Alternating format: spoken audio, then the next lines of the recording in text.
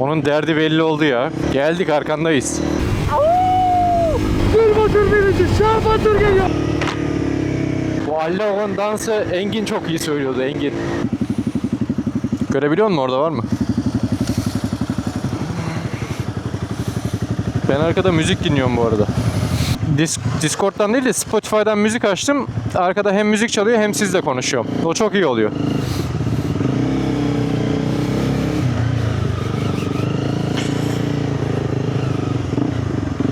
Yok lan, ses seviyesini güzel ayarlayınca, ki zaten Discord'da konuşuyorsan Spotify sesi biraz kısıyor.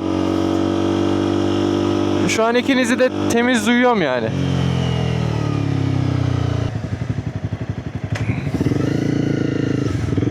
Yol veriyor herhalde.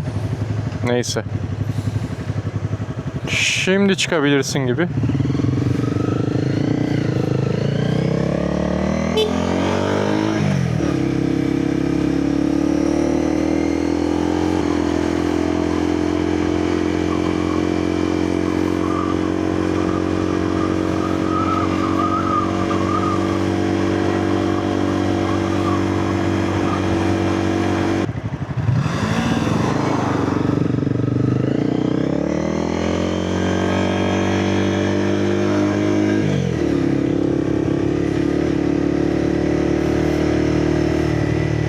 Ne? Araba mı? Ney? Araba mı? Onun derdi belli oldu ya. O Sunday Shopping'e gelmiş.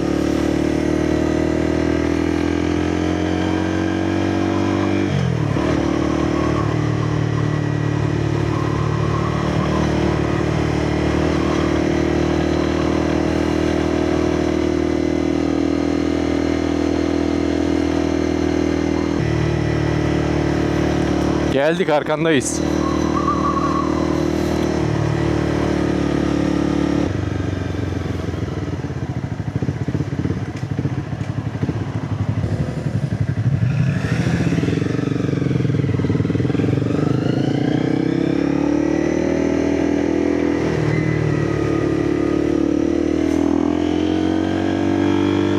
Nasıl yolmuş lan burada harbiden?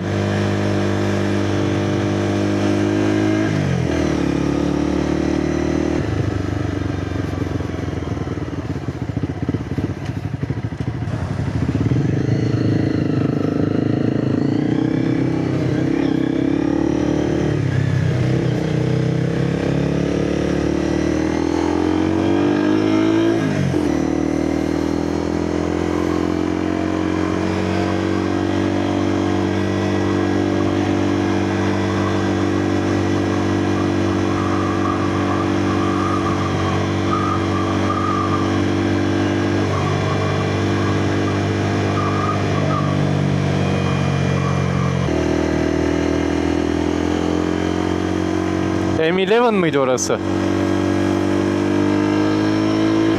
M11 mi diyecektim de kendimi zorladım, İngilizcesini söyledim. Oh, çok güzel oldu. Aferin size. Evet. Geçen Bunnings'e gittim, Timber alacağım. Timber'ın kodu H3, tamam mı? Ben hep H3 diyorum. Hiç H3 demek aklıma gelmiyor. Adam sordu, ne arıyorsun? Dedim ki H3, işte 90'a 45 Timber arıyorum diyorum. 90'a 45 İngilizce söylüyorum da H3'ü anlamadı adam. Ben de anlamadım ilk başta. Sonra dedim pardon, H3. Premium Korean Barbecue Laundromat. Çek, yapıştır.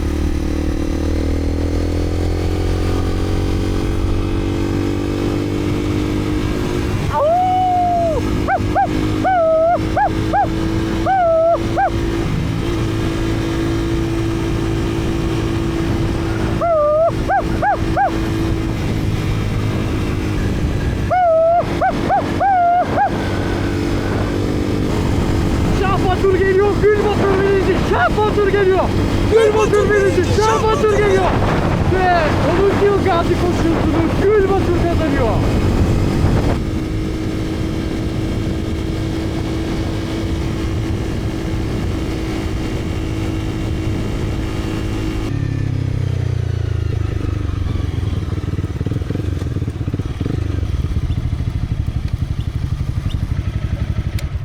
Okey, ilk noktaya geldik. Bakalım burada neler varmış. Burası Hastings. Hastings diye bir yere geldik. Güzel. Böyle bir koy. Açık yeşil alanları var. Böyle cırtlak sesli kuşları var. Bağırıyorlar. Pelikan Park'mış burası da. Bayağı güzel yeşillik, açık alan. Bayağı açık. Arkası daha büyük. Okyanusun kenarında. Güzel manzaralık yer. Şimdi ileriye daha devam edeceğiz. Başka bir nokta daha var. Artık oradan da geri döneceğiz. Ne yapıyorsun Burak Usta? Motoru bağlıyorum. Motorun telefon şarjını yedik ya. Şarj ediyor mu şu an? Ediyor. Ekranlardan Türkiye'de ucuz ekran var, burada yok anasını satayım. Şey ekranları var ya. He, sen bir ara demiştin. Türkiye'dekiler 150 dolar, burada en ucuzu 1000 dolar ya. Çok güzel bir ekran ayarlayıp telefonları hiç ediyoruz burada. Aynen. Neyse, yola çıkınca düzelir. Nereye gidiyoruz dedin? Kanka buradan Bittern Dromana Road üzerinden Balnaring'e gidiyoruz. Ama direkt Balnaring değil.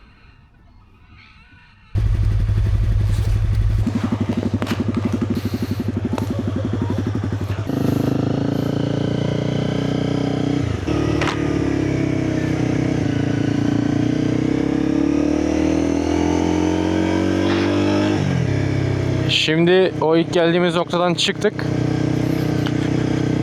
Başka bir noktaya gidiyoruz. Orası yakın gösteriyor. Bir 15 dakika falan süreceğiz. Hafiften güneş yormaya başladı. Bugün biraz sıcak. Ama durunca sıkıntı. Şimdi ceketler, işte pantolon, ayakkabı falan sürdüğün zaman sıkıntı yok rüzgarı aldığın için. Ama durduğun zaman birden sıcak basıyor yani. İlk geçen çektiğim videoda şey yapmıştım. Rocksteady modu normal Rocksteady'ydi. Şimdi bunu taktığımda titreşim biraz fazla geldi o ilk taktığımda. Şimdi bunda Rocksteady Plus diye bir mod var. Görüntüyü biraz fazla kırpıyor yanlardan ama titreşimi bayağı iyi önlüyordur diye umuyorum. Şu kemer zımbırtısının alttan şeyi fıtı fıtı ediyor. O rahatsız ediyor da neyse, yapacak bir şey yok. Çıkartmadık onu da. Birazcık şeyden bahsedeyim. Şimdi CBR 250 benim ilk süper sport tarzı motorum. Bundan önce Eskişehir'de ve Ankara'da bir süre sürdüğüm CB 250R vardı. CB 250R'ı da çok severek sürüyordum. O naked motor. Bunun aynı, ya Honda sonuçta aynı blok motor var. O biraz daha naked tarzı. Oturuş pozisyonu biraz daha dik. İşte çok kambur durmazsın falan filan. Ben şey düşünüyordum şimdi CBR'a geçerken. Ya işte süper sport şehir içi sürmek yorar. İşte kambur durman lazım. İşte ellerin mesela şeyde bakınca, videolarda bakınca mesela gidon çok şöyle yamukmuş gibi geliyor. Şöyle geliyor. Ben diyordum acaba işte tutması falan sıkıntılı olur mu? Ama şimdiye kadar sürdüğüm kadarıyla bir sıkıntı yaşamadım. Yani ne kamburluk yordu, ne gidon tutuşu yordu. O yüzden öyle korktuğum kadar bir süper sportluk bir şey yokmuş. Sonuçta 250'lik küçük motor, öyle ne bileyim 600'lük 700'lük değil, 1000'lik değil. Öyle MotoGP motoru gibi şöyle sürmüyorsun yani. Ben üniversite zamanında YBR 125 vardı o zaman. Onunla İzmir, Ankara, aynen İzmir'den Ankara'ya, Ankara'dan İzmir'e dönmüştüm tekrar. Şimdi o yol YBR 125'te haliyle yoruyordu. Çünkü sol şeride çıkıp hızlanamıyorsun, öndeki arabayı sollayamıyorsun. Ya bir aracın arkasına takılınca geçemiyorsun yani onu. Yani 100'ün üstüne çıkmak, ya zaten 120 falan zaten zor da 100'ün üstüne çıkmak bile o yeterli hızlanma olmadığı için. Ama bak bu yol çok güzelmiş lan.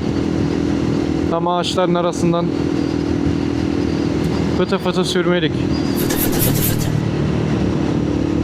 Cemilay burayı diyormuş demek ki. Cemilay'a sordum nereler gidilir motorla güzel gezmelik falan diye. Burayı söylemişti. Neyse YBR ile şeyler arası yol sıkıntı. Eğer manyak kafayı yemiş bir YouTuber falan değilsen, bir tane eleman şeye gitmişti. Türkiye'den Japonya'ya gitmişti YBR 125'te. Öyle bir manyak değilsen şehirler arası yoruyor 125 motor, ama 250 en azından bir tık daha hızlanması, işte 100'ün üzerindeki hızlara çıkışı falan biraz daha rahat. Şimdi bu arada Beste ile Burak da şey aldı. Diyordum ya, intercom. Onlarla şey bağlantısını denedik. Onlarınki bayağı iyi marka bu arada. Cardo. Benimki dandik AMP diye bir marka. Onlarla ekstra programsız. Normalde onların kendi bağlantı programı var. Benim AMP'yi de onlara öyle bağlamayı denedik. Olmadı. Sonra Discord'da bağlandık. Discord'da konuşuyorduk güzel. Sonra bir ara Beste bir tuşa falan bastı herhalde. Onun intercom benim intercom'a bir şekilde bağlandı. Sonra Discord'dan attı falan. Bir ara onunla uğraştık. Şimdi zaten yolumuz kısa diye şey yapmadık. Discord'a bağlanmadık. Dönüş yolunda bağlanırız.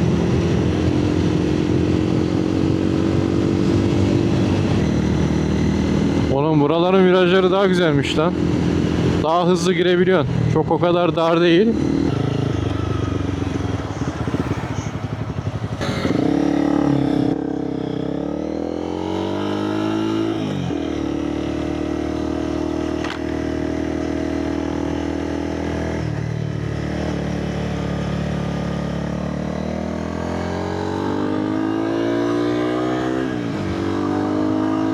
Motorcu abimize selam da verdik.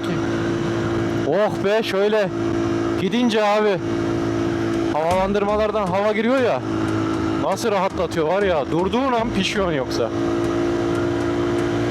Alone dance.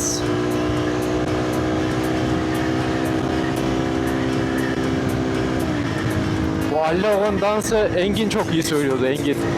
Yapma ya. Engin bunun klibinde de oynamıştı benim bildiğim.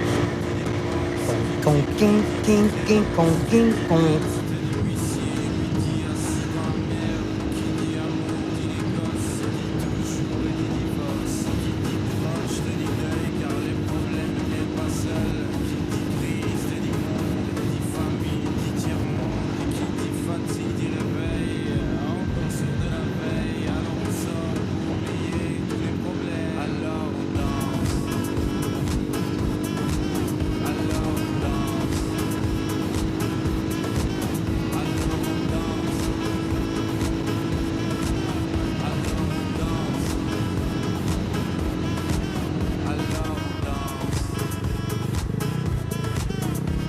Lan burası nasıl bir dönüşmüş anasını satayım.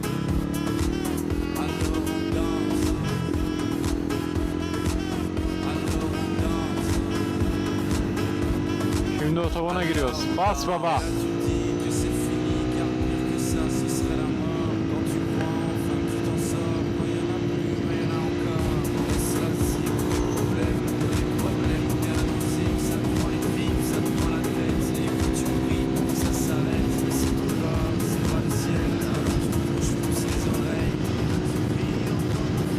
Bugün o Black Spur'a gittiğimiz kadar öyle viraj yapamadık ama uzun yol sürdük.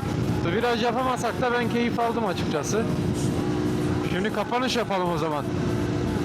Buradan her zaman olduğu gibi Denizhan Paşa'ya, Enes'in ekonomist arkadaşı Ali'ye, Serkan Pro'nun kardeşi Atilla Furkan Teze, veteriner Muhammed'e ve Serkan Pro'nun tüm iş arkadaşlarına kucak dolusu sevgilerle sağlıcakla kalın, hoşça kalın.